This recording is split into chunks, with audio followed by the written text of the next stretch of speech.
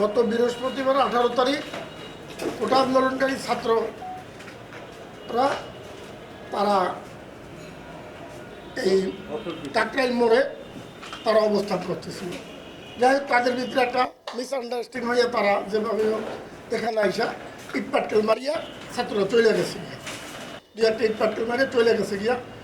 পরের দিন শুক্রবার বাদ জুম্মা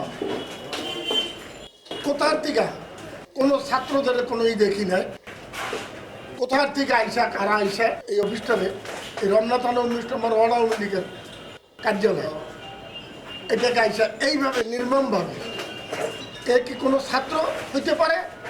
আমরা দেখি নাই কোনো ছাত্রদেরকে, আমরা দেখছি চিহ্নিত কিছু সন্ত্রাসী যারা বিগত দিনও তাদের সন্ত্রাস করিয়ে বেড়াইছে, আগুন জ্বালাও পোড়া করিয়া বেড়াইছে। 2014-তেও ওরা এই কাম করছে। 19 নম্বর ওয়ার্ড আওয়ামী লীগের এই অফিসটা কি ক্ষতি করছে, কোন দলের জন্য এটা বিস্ফোরণ হয়ে দাঁড়াইছে? এটা কোনো কিছু না, এটা উদ্দেশ্যমূলক জামাত শিবির এবং বিএনপি এই এদের নেতাকর্মীরা উদ্দেশ্যমূলক এই অফিসটাকে এইভাবে ধ্বংস করছে, আগুন দিছে এবং অফিসের যত সামগ্রী ছিল, মাল সামান্য ফার্নিচার সমস্ত কিছু,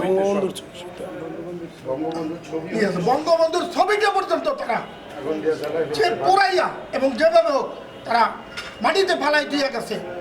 এই কি ছাত্র? অবশ্যই না।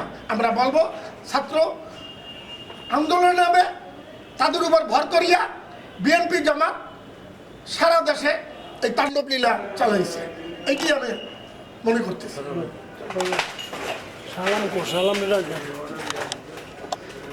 আসলে দেখেন,